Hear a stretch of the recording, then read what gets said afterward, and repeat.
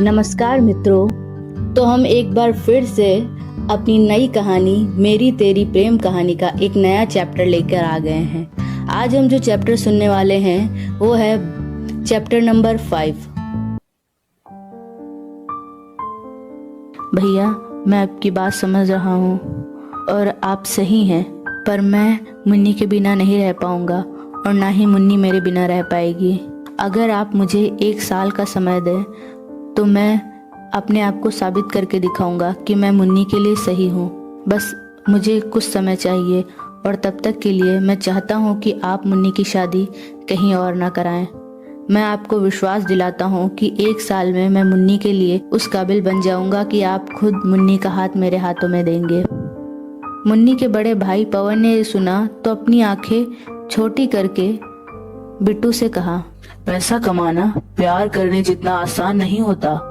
इंसान की पूरी जिंदगी बीत जाती है एक एक पैसा कमाने में, और तुम सोचते हो 1 साल में इतना धन कमा लोगे कि इस दुनिया की सारी खुशियां मुन्नी को दे पाओगे। पवन ने सख्ती से कहा, जिसे सुनकर बिट्टू थोड़ा सहम गया, पर फिर भी उसने हिम्मत करके कहा, हाँ भैया, मैं बहुत मेहनत करूंगा, पर इस काबिल जरूर बनकर रहूंगा जब आप खुद मुन्नी का हाथ मेरे हाथों में दे सके। बस आप मुझे 1 साल का समय दीजिए। मैं वादा करता हूँ मैं ये साबित करके दिखाऊंगा कि मुझसे बेहतर मुन्नी के लिए कोई नहीं। ये सुनकर मुन्नी के सभी भाइयों की मुट्ठी बंध गई और कहीं ना कहीं वह मन ही मन मुस्कुरा रहे थे, क्योंकि वो सभी जानते थे 1 साल में वो इतना पैसा कभी नहीं कमा सकता कि वो मुन्नी के खर्चे उठा सके। और पवन भी ये बहुत अच्छे से जानता था। आखिर वो 3-4 सालों तक कड़ी मेहनत करने के बाद तब एक नौकरी पाया था। वो जानता था कि पैसा इतनी आसानी से इंसान के हाथ में नहीं आता, इसलिए उसने बिट्टू की तरफ इस तरह देखा जैसे वो कोई मजाक कर रहा हो।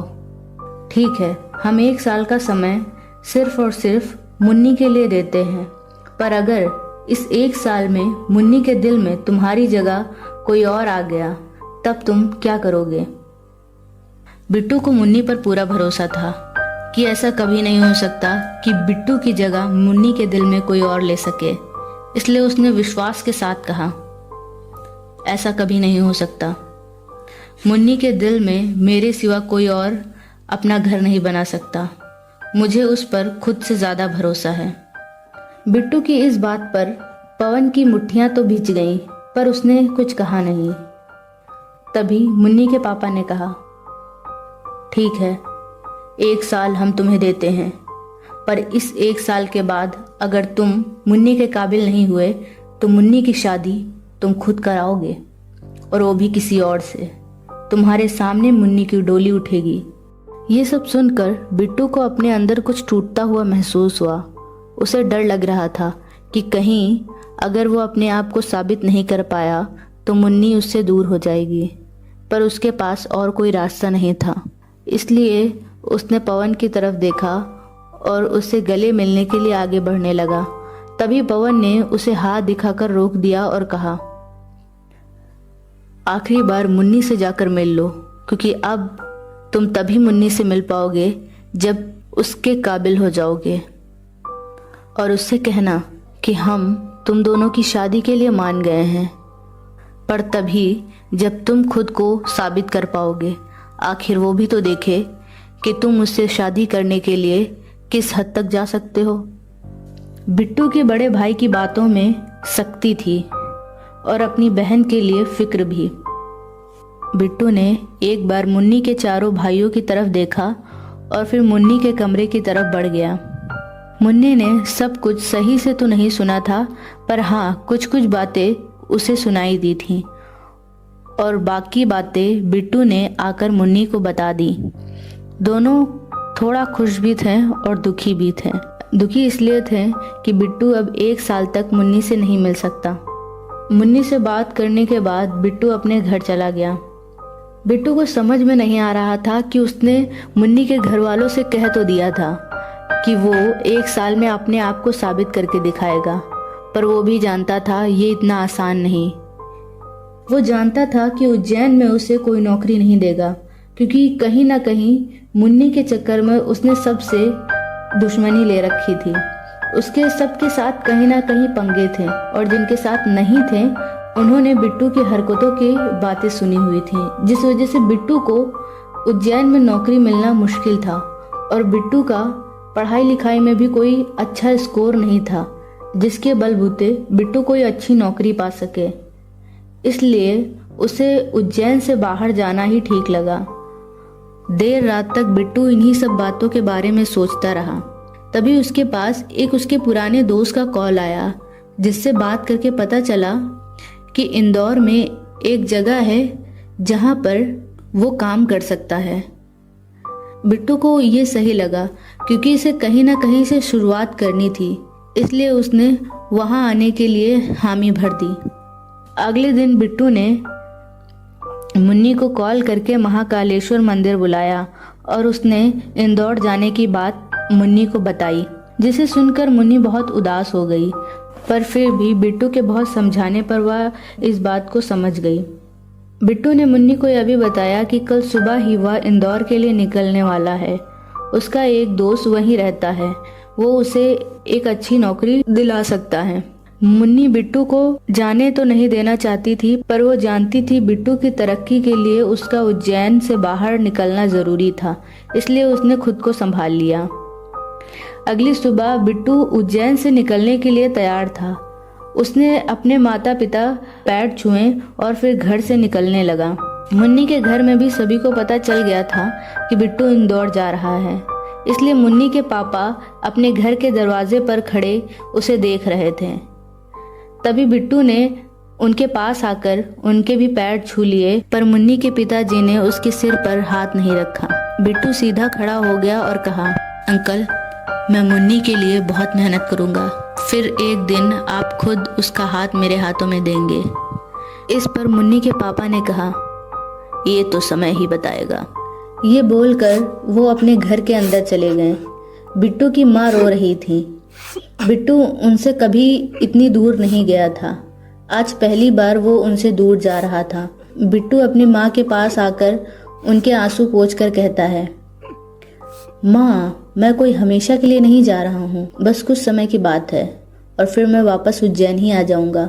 बिट्टू ने ये कहा तो उसके पापा बिट्टू की बात का हल्का मजाक उड़ाते हुए कहते हैं, हाँ हाँ, देखते हैं, 1 साल तो बहुत दूर की बात है, तू वहाँ 6 महीने टिक जाए तो बड़ी बात है।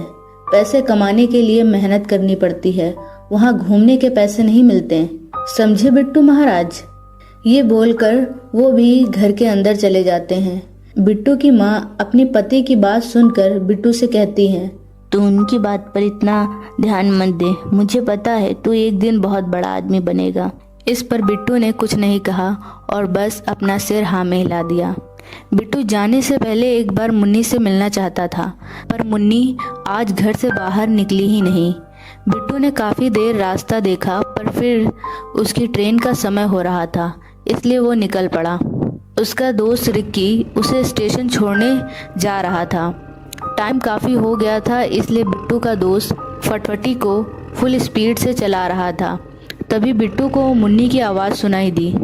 उसने पीछे पलटकर देखा तो मुन्नी नंगे पांव दौड़ते हुए उसकी ओर आ रही थी। बिट्टू ने रिक्की को बाइक रोकने को कहा और फिर बाइक से उतर गया। मुन्नी दौड़ते हुए बिट्टू के पास आई और उसके गले लग गई। बिट्टू ने भी अपनी बाहें फैलाकर उसका स्वागत किया। वो दोनों सड़क पर खड़े थे, इसलिए आते जाते लोग उन्हें देख रहे थे और उनके बारे में बातें बना रहे थे। पर आज शायद उन दोनों को ही इस चीज़ की परवाह नहीं थी। कुछ देर बाद रिक्की ने बिट्टू से कहा, भाई ट्रेन का समय हो रहा है, हमें चलना चाहिए। ये सुनकर मुन्नी बिट्टू से अलग हुई और अपने हाथ में लाया लाल धागा बिट्टू की कलाई पर बांधकर कहती है, ये तुम्हारी रक्षा करेगा हर खतरे से बिट्टू।